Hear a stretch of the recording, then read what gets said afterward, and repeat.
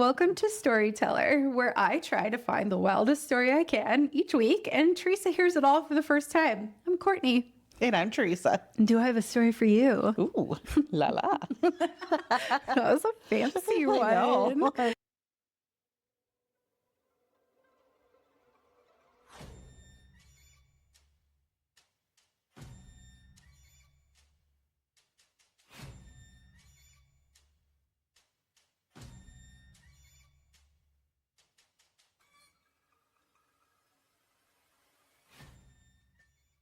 It started with whispers, stories of a wealthy, influential Southern family unraveling behind closed doors, of feuds and paranoia and secrets no one dared to say out loud.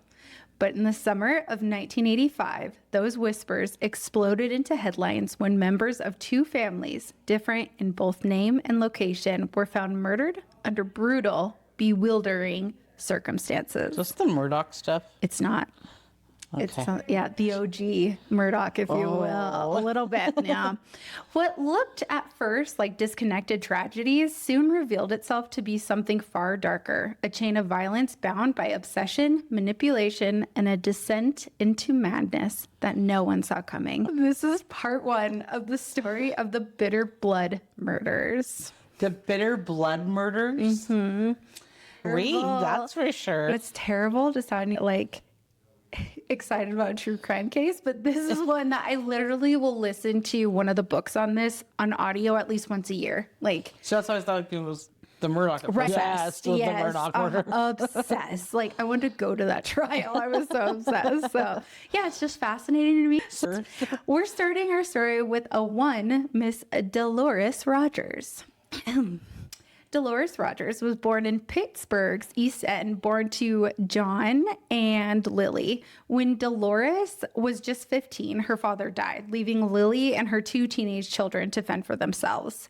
Elmer, Dolores' brother, who was 3 years older than her, took up the role as provider wholeheartedly. But work was scarce, and as the money ran out, the family had to move frequently. And this will come up later, kind of in Dolores' psyche, the frequent moving, which is crazy. These frequent moves would have a lifelong effect on Delores. One, in the deep-rooted hate of moving, and then two, in her thriftiness.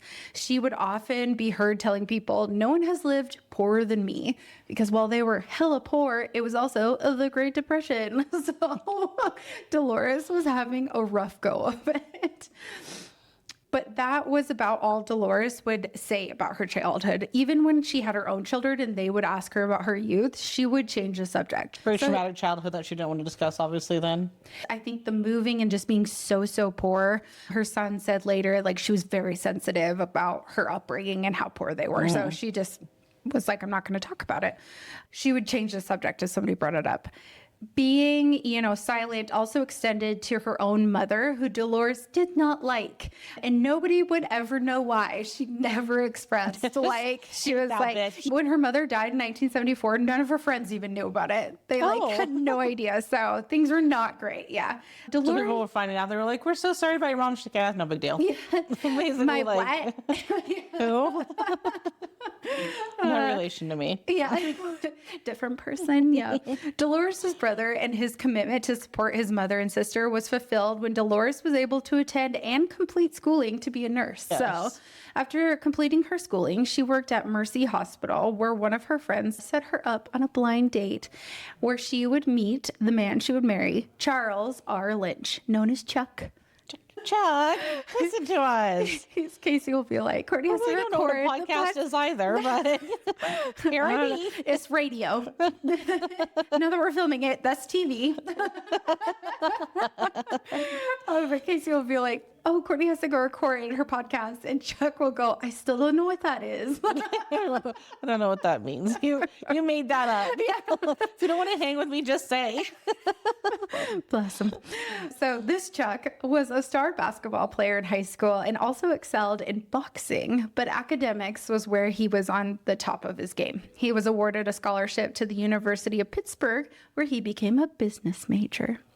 His academic career was interrupted when he was called to military service, and in a rushed decision, he asked Delores to marry him. They married and Chuck shipped out, Delores working as a nurse. Chuck served his country. Upon his return, Chuck set to finishing school and he and Delores started their family. After graduation, Chuck started as an accountant with General Electric and he would become a company man. He worked for them his entire life, often at the expense of his family, his relationship with his wife. Delores did not like GE. Being devoted to his job resulted in frequent moves, so we can see why Delores was peeved. Yeah. Okay. And long stretches while Chuck was traveling as he climbed the corporate ladder, leading Delores to become resentful towards Chuck. Wasn't he like, you said like he was an accountant? The long stretches where he was gone, he was doing auditing. So he'd have to go out places and do auditing at these different things. He works his way up and he's like a bigwig by the end, you know, managing like a whole plant, I guess. But yeah, in the beginning, they're moving all over and he's traveling all over. And she was essentially a single mother raising the couple's two small children that had come along by now, a boy called TJ and a daughter, Janie. Jane Alda, her name is. So cute. But with the annoyances Delores felt about the frequent moves or being left alone came some incredible benefits. They always lived in an upper middle class neighborhood, comfortable homes, and her children were always enrolled in private school, which is very different pieces to like how she grew up. There were some benefits. I understand where she's coming from, but your kids had it much better than you did. So they weren't growing up poorer than poor. No. Not even Delores could have denied that. Though she hated the upheavals Chuck's commitment to GE had caused her family, her children were living a comfortable life. That was a far cry from the one that she had growing up. So when Dolores' two children were older, her husband busy with work, Delores decided to return to work herself. And she started as a school nurse at her son TJ's school. Later, TJ would reminisce that the children at his school loved her. And they would often seek her out to chat or like tell her about their problems. Like she was kind of, you know, guidance counselor / nurse. She's just supposed to be the nurse, but these kids are like, I need your wisdom, Dolores. Once Janie was in college and TJ was headed for North Carolina for college himself, Delores stopped working again, right as she was uprooted by her husband's job once more. A murder at GE resulted in Chuck and Delores moving to Louisville, Kentucky. In his new role in Louisville, Chuck became a top executive. This new role and the paycheck that came with it afforded the Lynches the opportunity to buy a beautiful Cape Cod house near the 10th hole of the affluent country club golf course. So once again, they're sitting pretty. Yeah. Chuck, an avid golfer his whole life, was in heaven with this new home, but Delores could not find any pleasure in the move, in her new house or in its location. Delores had felt settled and they were in Chicago where they were before. That was the longest they had been in one place. And she had friends, she had ties to the community, like she had roots there. And so the latest move fueled fresh resentment for Chuck. She was pissed. But with Chuck fully focused on his job and undoubtedly extending his hours at the office to give him some space from Delores and her complaining, Delores had to find a new outlet to take her frustrations on. And she did so by feuding with her neighbors and the golfers at the country club. She loathed invasions onto her property. And by invasions, I mean like middle-aged men retrieving the golf balls that like kind of went onto her yard. Yeah. I'm so bad at it. I love golfing, but I'm terrible. First, she had a wall of pine trees planted to line the back of her property. But when a golfer or even a neighborhood child would breach this perimeter, she would materialize out of nowhere to bicker with the culprit. Neighborhood dogs did not escape Dolores's wrath either. One dog by the name of Rebel annoyed Delores so much that she took to carrying a BB gun with her wherever she ventured out to the mailbox in front of her house. Oh, okay. Yeah. People understand the dogs. The dog, yeah. I think Rebel, I don't think that he was like biting her or anything. I think he was just a big dog. And again, she's mad at everyone. Probably. Yeah. He was probably like, hey, girl. And she was like, ah. So the inevitable happened. And Delores BB gunned Rebel one day. And when the child who owned Rebel confronted Delores about the incident, Delores called the child's church school and reported the child for insolence. That escalated quickly. Let's call the church for insubordination or whatever it was. Neighbors of Delores at the golf course would later say that Dolores's problems with the neighbors seemed to be self-created and that she saw a problem wherever she looked. I think it's easy to see now that Delores was acting out some pent-up rage and resentment towards being forced from Chicago and not having her children at home because they're both in college at this time. One neighbor later said she told Delores, "You should live on an island with no one else on it because people are not always going to do what you want them to do." And Delores said she would if she could find one. Sounds delightful. I fucking wish I could find an island. Yeah, I get that. I side with Delores in that. After a particularly explosive row with one of her neighbors over a pool draining incident, one in which Delores hid in some bushes snapping pictures of the offensive pool draining procedure, Delores made an announcement. They were moving, but this time it was Dolores's idea, as she had found what was to become her sanctuary. Fortress of Solitude.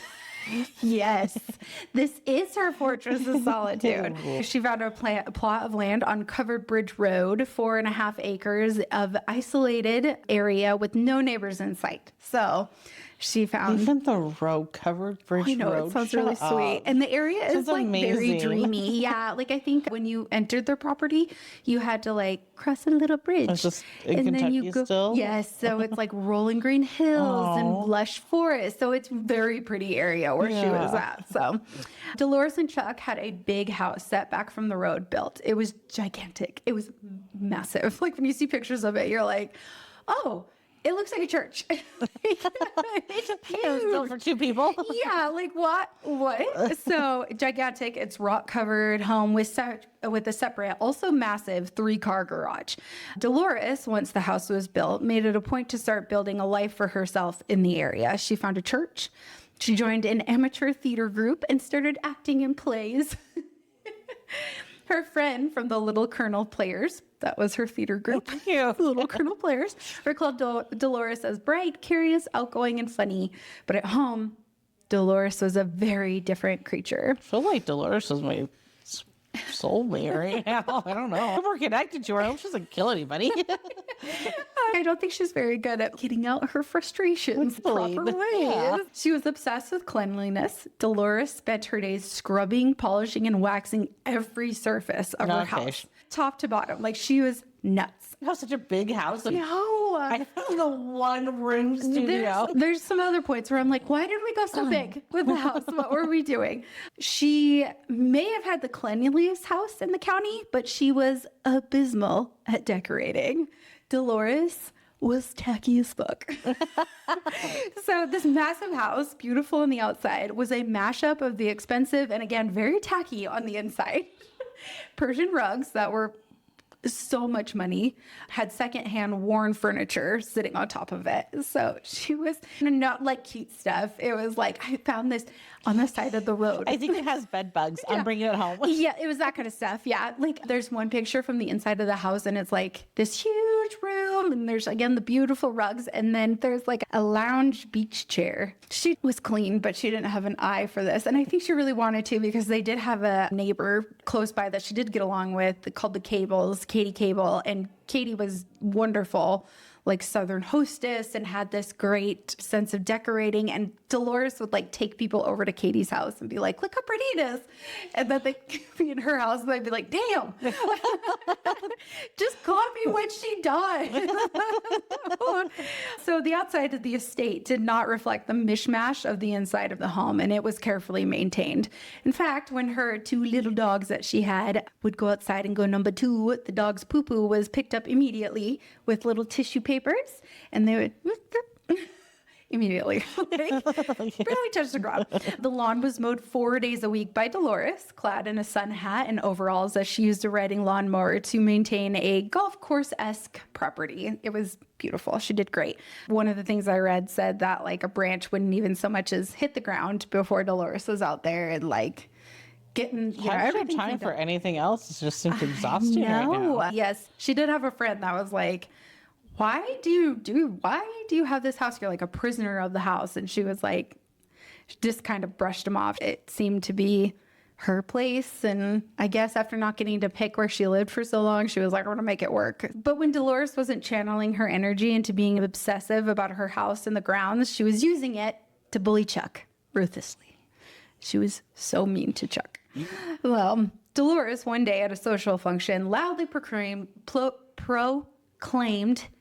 to everyone about Chuck, I wish he'd just die. No. And it was like a church function too. Wow. They're like in the fellowship hall in the kitchen, and she was like, I wish he would just die. One of the men who was fond of Chuck, he knew him, he liked him, stepped in and tried, Delores, you don't mean that. And Delores, with her whole chest, assured the group she very much did mean it. To know Delores was to know how much she hated her husband. She frequently nurtured her hate for her husband by constantly complaining about him to anyone who would listen and forcing him to be sequestered into the basement of their very large home. Chuck was not allowed upstairs. They had built a massive home on Covered Bridge Road only for Chuck not to be allowed upstairs unless their son, TJ, was visiting. So Chuck wasn't allowed upstairs. Like, I cannot express that enough. He had his own like bedroom and everything downstairs. I mean, Yeah. Chuck, who has worked his whole life, made sure that Delores could build this huge ass house. And then she he's was not like, even allowed get the in fuck parts of it. downstairs. Yes. So 2 copies of the daily paper came to the house because Delores refused to touch the same paper as her husband. Helen, the maid Delores hired once a week to help with some of the bigger cleaning jobs around the estate, later said there wasn't one time Chuck walked out that door and Delores didn't wish him dead. She was very... So he was like going to work and he like, bye, honey. She's like, I hope you die today. Absolutely. She was like, Chuck, a titan in his job who was well respected at the office, came home to a wife who hated everything he did and embarrassed and ridiculed him every chance she got. So in the Why off did he chance, even stay with her? so in one of the things that I was reading, like Janie had brought home a guy and Janie and Delores went out to do something. And so it was just this guy and Chuck was in his cups. He was drinking and he was like, you know, Janie's a lot like her mom. Like, I just want you to, you know, notice that. But also, it's not her fault. Delores is a good woman. Like, I put her through a lot and everything. And so, like, Chuck was totally, like, it's my fault that she's that way. But I don't know. That's crazy. So, She gaslighted him. she's an excellent gaslighter. And then Delores, on her end, people would be like, just leave him. And she's like, I am not going to leave him and have some woman come in and get half of what I worked so hard for my whole life. Okay, girl. I get it. And then the off chance that they went to a social function together, like if he actually brought her along to a GE social function, Delores like walked in and was like, going to make a fool of this motherfucker. Like, she... I would never bring her. I know. So, and it doesn't sound like it happened often, but if she was there, she was loud, she would ridicule him loudly to, you know, everyone could hear this, you know, place where he's a leader. And so, yeah, they didn't go many places together, but it was no wonder that he suffered a heart attack and then turned to alcohol to mitigate the stress of his job and home life. In 1980, during a time of change within GE and with his health failing, Chuck finally retired. Delores' absolute outrage.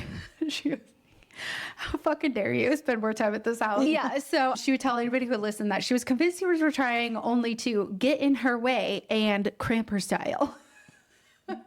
Well, if they still lived on the golf course, he'd be golfing every day. Right, yeah. One thing about Delores, she's going to make it about her. It became rapidly apparent that Chuck was not cut out for retirement, and he quickly started volunteering for any place that would have him. He left the house early each morning and did not return until late in the evening to commence his heavy drinking and chain smoking until he fell into a drunken stupor and passed out every single night.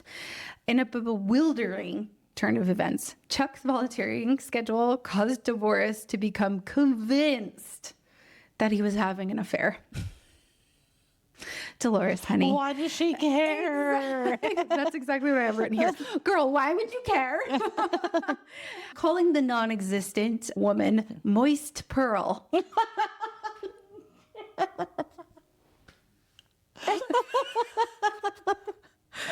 Bitch, what the fuck? Maybe she's not my soulmate. I was like, that is a hell of a. I was like, I don't know if there's. Mr. Pearl. Girl, what the fuck?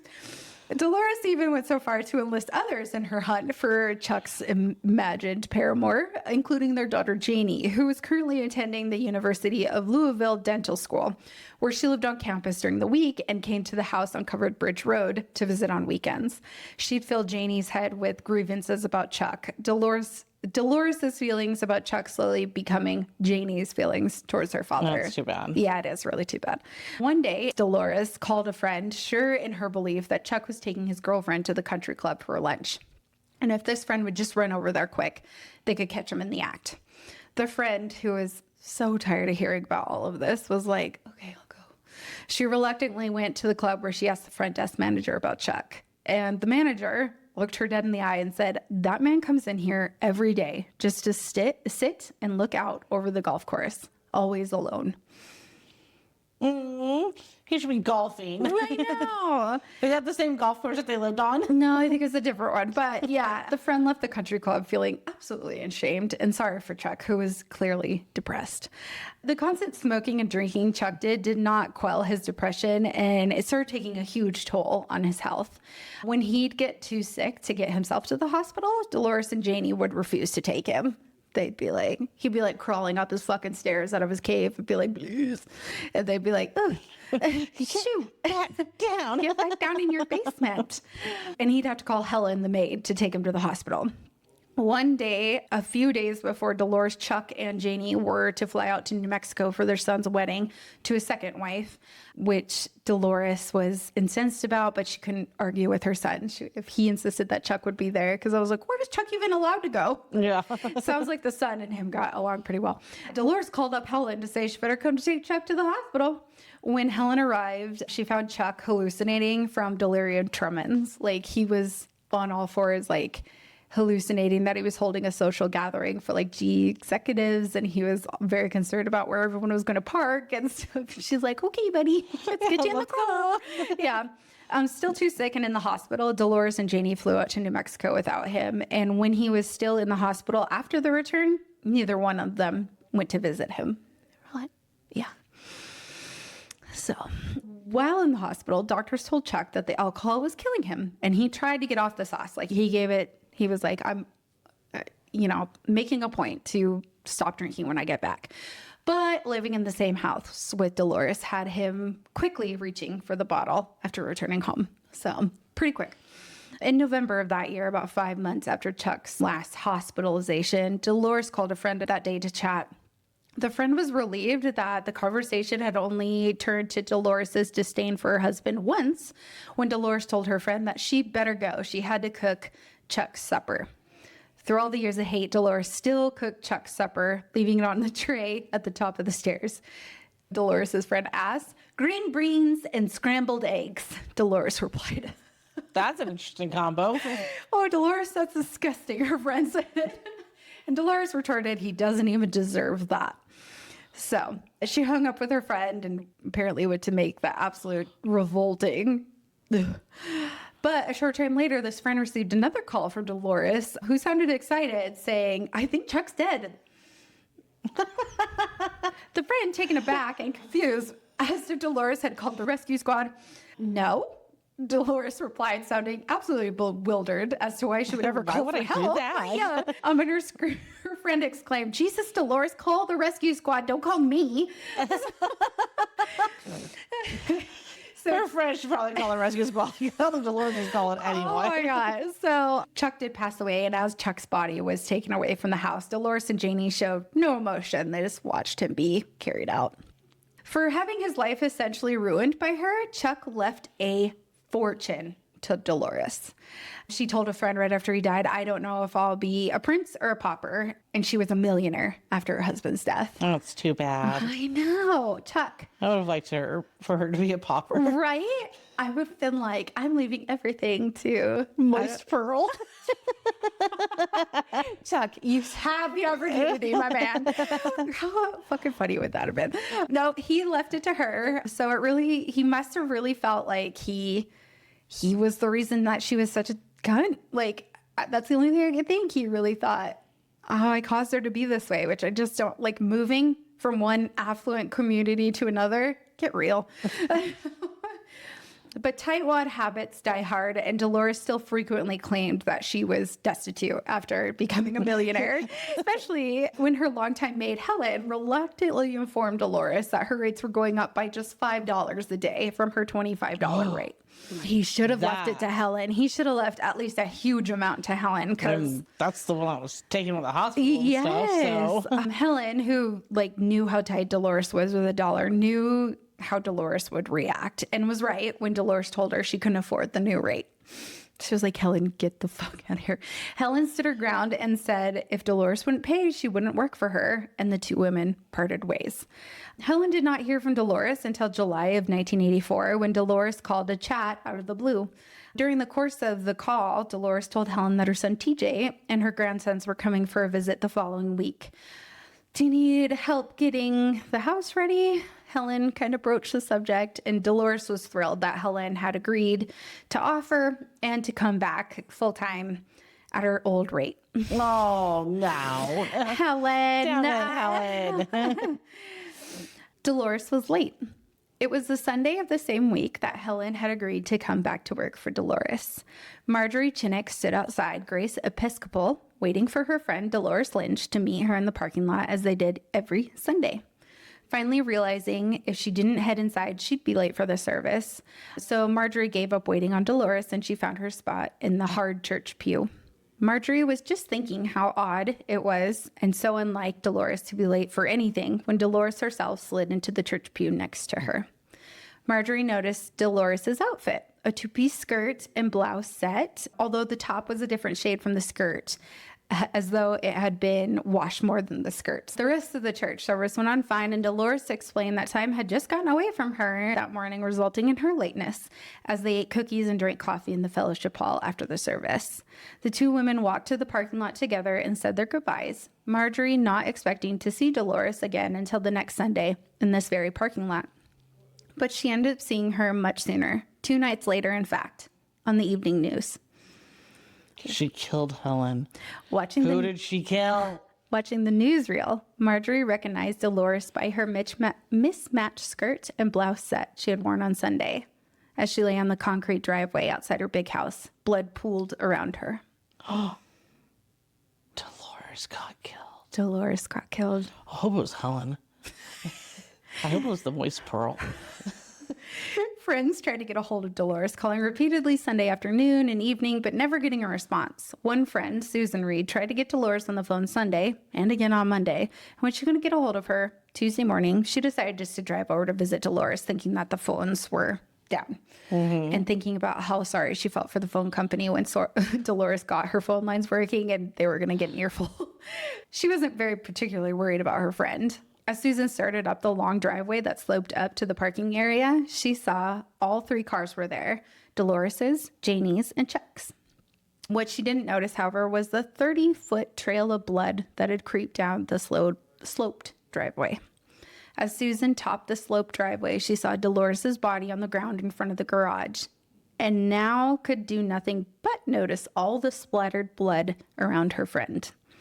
Janie, who had moved home the week prior after completing dental school, was dead inside the house as well.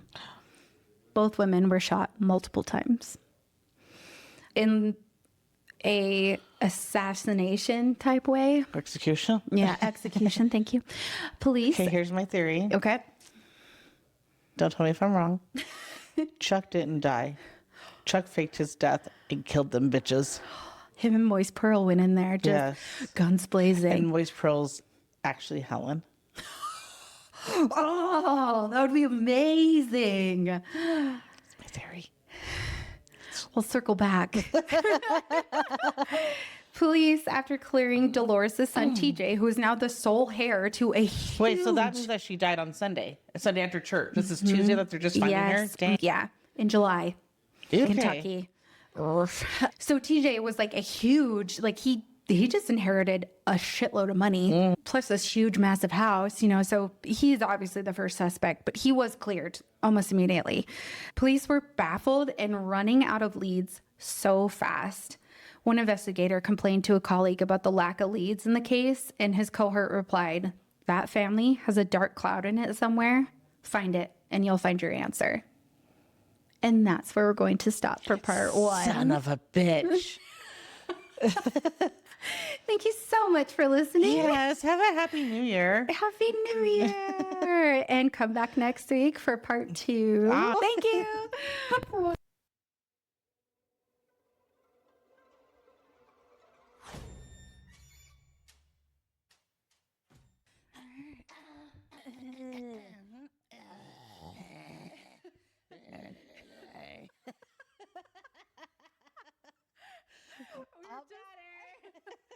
I'm ready.